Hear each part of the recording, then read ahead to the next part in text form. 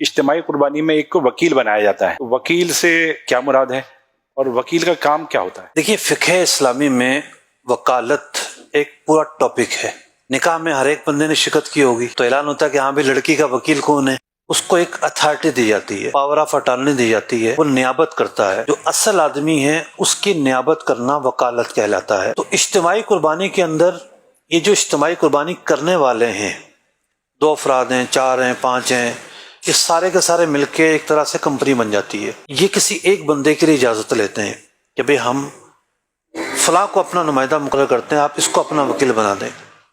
اب جو لوگ حصہ ڈالنے آتے ہیں یہ اس بندے کو وکیل بنائیں گے کہ آپ ہماری طرف سے جانور خریدو، آپ ہماری طرف سے جانور خریدنے کے بعد اس کو لے کر آؤ، کھلاؤ پلاؤ، کسائی کا انتظام کرو، جانور ذبح کرواؤ، ان سب چیزوں کا ہم آپ کو اختیار دیتے ہیں۔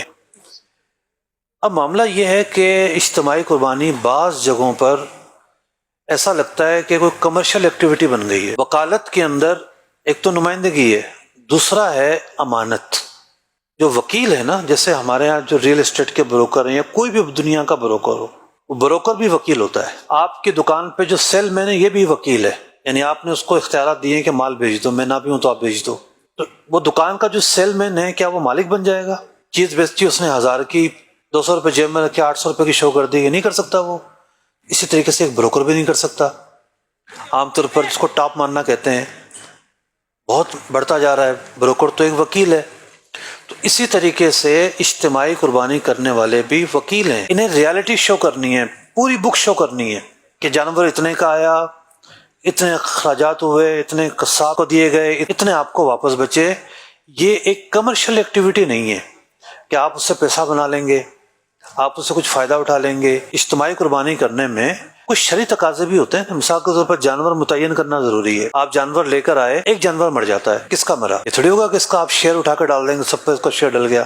نہیں، جانور لانے کے بعد میں یہاں پر آیا ہوں تو میں نے دیکھا کہ جانوروں کو ٹیگنگ کی گئی ہے جی کان میں۔ عامر بھائی، جی سائنٹیفک طریقہ ماشاءاللہ آپ لوگوں نے اپنایا ہے، نمبر ڈالے ہوئے ہیں۔ ہمارا بچہ تو کہہ رہا تھا کہ یہ وہ قیمتیں انہوں نے کیسے لکھی ہیں؟ کوئی قیمتیں نہیں لکھی ہوئی، یہ نمبر ڈالے ہوئے ہیں۔ تو اسی طریقے سے یہ تو ایک جدید طریقہ ہے، دیسی طریقہ بھی ہے۔ گلے میں پٹا ڈال دیا، ایک پلاسٹک کوڈنگ کروا کے ایک پیپر ڈال دیا تاکہ وہ پانی میں خراب بھی نہ ہو، اور لکھ دیا کہ بھئی یہ 1 نمبر جو جانور ہے ان 7 افراد کا ہے۔ ٹھیک۔ اب اگر اس جانور میں کوئی لاس آتا ہے، کوئی مرنے کے علاوہ بھی تو چیزیں ہیں نا، قربانی سے پہلے اس کے اندر کوئی ایسا فالٹ آ گیا کہ جس کی وجہ سے قربانی ہو ہی نہ سکتی ہو، تو چونکہ کوئی الزام نہیں ہے اس کے اوپر، وہ جو کام کر رہا ہے یہ رضا کارانہ کام ہے۔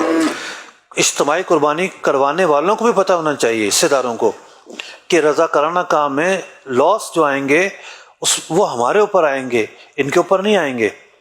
اس طرح کے جو حادثات جو لاس آ جاتے ہیں اس میں کسی انسان کی غفلت نہیں ہوتی، تو وہ اس کے اوپر آئیں گے، وہ فیس کرے گا۔ اگر خود بھی جانور لے کر آتا وہ یہی کرتا۔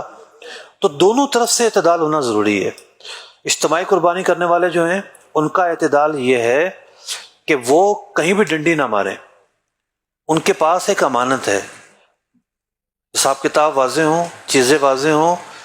بعض اوقات یہ ہوتا ہے کہ جناب وہ کسی انویسٹر کو ڈال دیتے ہیں بیچ میں، انویسٹر کیا کرتا ہے، ہاں بھئی تم ذرا سستے خرید لو، ہم تم سے بہت مہنگا خرید لیں گے۔ تو امانت کے اندر یہ ممکن نہیں ہے کہ آپ غبن فاحش کے ساتھ مہنگا خریدیں۔ مارکیٹ ریٹ پہ تو آپ خریدیں گے، لیکن مارکیٹ ریٹ ڈاؤن ہے اور آپ اس کو صرف فائدہ پہنچانے کے لیے بہت مہنگا خرید رہے ہیں۔ تو اب امانت کے جو تقاضے ہیں وہ آ گئے ہیں درمیان کے اندر۔ تو یوں ایک پوری، اگر میں صرف اسی پر بات کرنا شروع کروں، وکالت اور وکالت کو لے کر دیگر چیزیں، تو بہت سارے سوالات کھڑے ہوں گے۔ ہمارے پروگرام کا ایک مقصد یہ بھی ہے کہ ہم ایک اشارہ کر کے خبردار کر دیتے ہیں کہ بھائی یہ سینسیٹیو ایشوز ہیں، یہ نہیں ہے کہ آپ نے جو ہے نا ایک شوق میں کام کیا ہے۔ دینی تقاضے پورے کر سکتے ہیں تو آپ ہاتھ ڈالیں، ورنہ آپ اس میں ہاتھ نہ ڈالیں۔